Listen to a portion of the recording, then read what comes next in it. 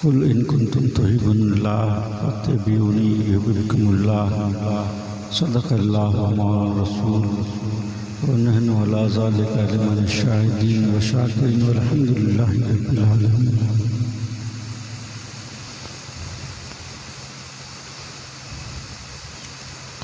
पाता का ये प्रोग्राम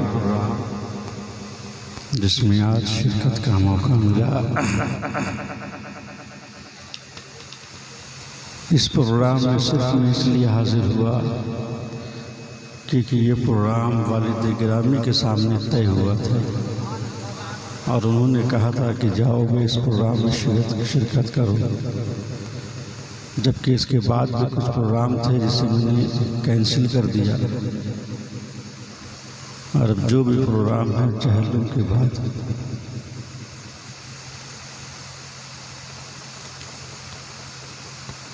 इश्क और मोहब्बत की बेपनाह ताकत और लुत्फ़ का अंदाज़ा हमें हो कि ना हो, लेकिन वो नफूस कुदसिया अच्छी तरह जानते हैं जो इश्क और मोहब्बत की चाशनी का मज़ा चख चुके हैं, जो दौलत लाजवाल लेकर इस दाने फ़ानी से मुल्क जावेदानी की तरफ सफ़र कर चुके हैं, जो आयत करीमा युहब्बुकुमुल्लाह की दुए मुश्त खुशगवार सुन चुके हैं, जो आज भी हयात हैं और सुबह क़यामत तक हयात रहेंगे, जिन्हें दुनिया में भी कोई रंज मलाल ना था और ना ही मैदान महशर का कोई खौफ हिरास।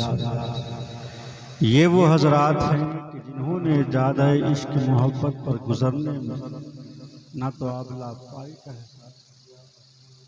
आज भी ये जुमला अजमेर शरीफ में ख्वाजा पिया के सिरहानी जो दीवार है उस बैग से आज भी लिखा हुआ है, हाज़ा हबीबुल्लाह माताफ़ा।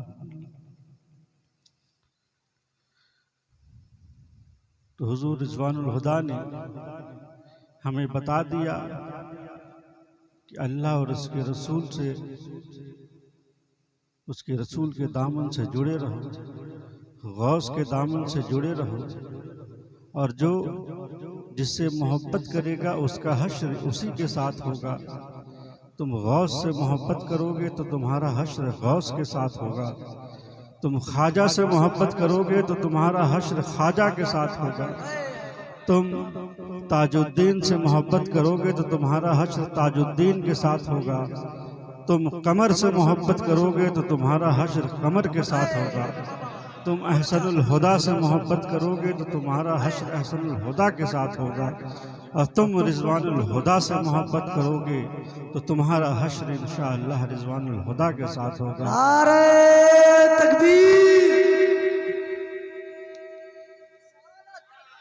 खानकाए पीर शरीफ, खानकाए पीर शरीफ, हुजूर फैज़ानुल हुदा क़ादरी। नारे तकबीर। तुम इन्हीं अंबियाओं से मोहब्बत करोगे, इन्हीं वलियों से मोहब्बत करोगे तो तुम्हारा हश्र इन्हीं के साथ होगा, क्योंकि फरमा दिया गया अलमरउ मामन हब्बा, हर इंसान का हश्र उसी के साथ होगा जिससे वो मोहब्बत। मौत, कुल्लो नफ्सिन ज़ायक़तुल मौत, हर नफ्स को मौत का मज़ा चखना है, एक आने ही के लिए क्यों ना हो, हर नफ्स को मौत का मज़ा चखना है। आज जब मैं जसीपुर आया और लोगों को देखा, मिलने जुलने वालों को देखा कि लोग चौक मिलने आ रहे हैं, तो मुझे ख्याल आया कि उलमा फरमाते हैं कि जब मरने वाला कब्र में जाता है तो उनके रिश्तेदार जो पहले वफात पा चुके हैं वो सब लोग उनसे मिलने के लिए आते हैं और खैरियत पूछते हैं कि फ़लाँ कैसे हैं, फ़लाँ कैसे हैं। सभी लोग उनसे मिलने आते हैं। फिर उन्हीं में से कोई कहने वाला कहता है कि अभी इसे आराम करने दो, अभी ये उस दुनिया से इस दुनिया में आया है। तो रिज़वानुल हुदा का परिवार तो बहुत बड़ा है। जो लोग जसीपुर में जो पहले ही रुखसत हो चुके हैं, जो लोग मुरीदों में से जो पहले ही इस दुनिया से रहलत कर गए हैं, जिस तरह आज आप लोग भीड़ लगा के मेरे पास आए हैं, ठीक उसी तरह से रिजवानुल हुदा के कब्र में जाने के बाद उनके मुरीद जो दुनिया से पहले ही जा चुके हैं सब मिलने जुलने आए होंगे और अपने अपने रिश्तेदारों की खैरियत पूछ रहे होंगे।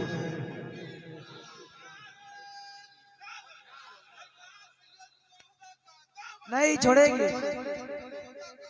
नहीं छोड़ेंगे, जिंदाबाद।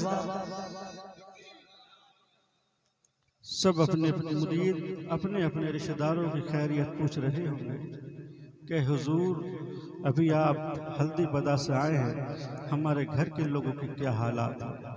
हुजूर अभी आप कैतकोला से आए हैं, हमारे घर के लोगों के क्या हालात हैं। ऐ हुजूर अभी आपका जसीपुर और बगदा पादा के इलाकों से आना जाना हुआ है, वहाँ के लोग जो हमारे रिश्तेदार हैं उनके क्या हालात हैं। सभी लोग मिलने के लिए वहाँ पहुँचे होंगे, घर के लोग भी पहुँचे होंगे और जो मुरीद पहले वफात कर गए हैं सब वहाँ मिलने के लिए आए हैं। ठीक जिस तरह आपने यहाँ मेरा वेलकम किया, ठीक उसी तरह वहाँ वेलकम किया गया हो।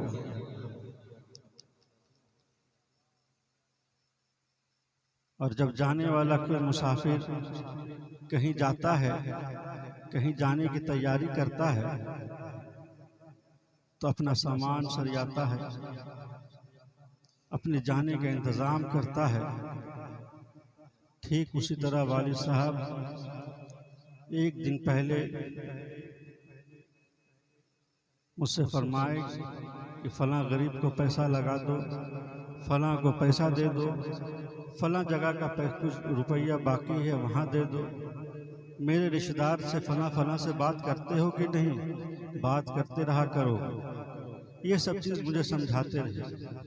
और जब मैं बैठा उनके पास बातें कर रहा था तो अचानक मुझको ऐसा लगा कि अपने बाप को मैं लपटा लूँ, गले से लगा लूँ और खूब चूमूं। फिर दयाल दिल में ख्याल आया कि इस तरह की बातें तो वालिद साहब से पहले भी हुआ करती थी, लेकिन आज अचानक इस तरह की मोहब्बत दिलों में क्यों उमड़ रही है। फिर मैंने सोचा कि आज वालिद गिरामी के पास बैठकर बात करने में कितना अच्छा लग रहा है।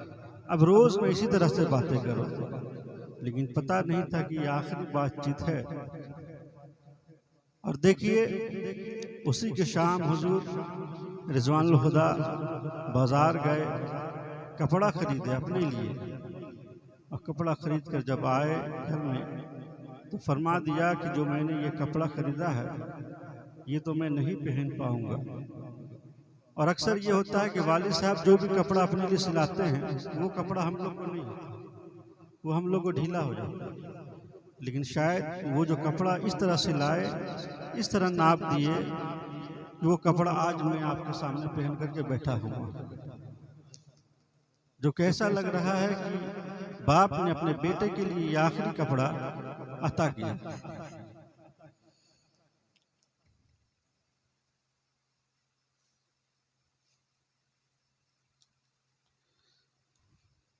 फरमाया कि अब तुम ही को सब कुछ संभालना है, तुम ही को सब कुछ देखना है। मेरी छोटी बहन जिसकी अभी नवंबर में शादी हुई, वो जिद कर रही थी कि ये मेरी पहली ईद है, मैं अपनी पहली ईद ससुराल में करूंगी।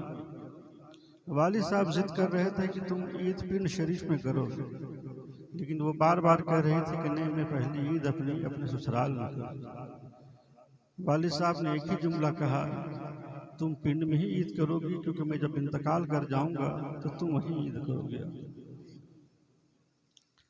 तो ऐसा लगा कि जाने से पहले सब कुछ करके चले।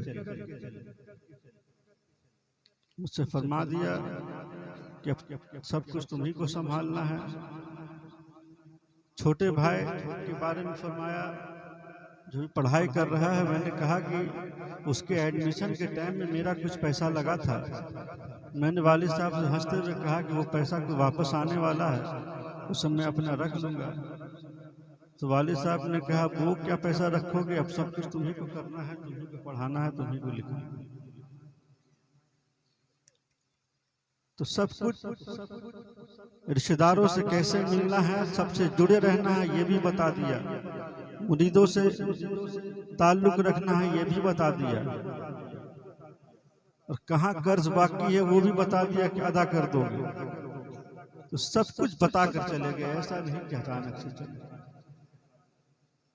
दुआ है कि जिस तरह लोग उनके हयात में उनसे फैज़ पाते रहे, बाद वफात भी उनके कब्र से लोग फैज़ पाते रहे और उनकी बारगाह से दुआएं हासिल करते रहे। आइए खड़े होकर सलात सलाम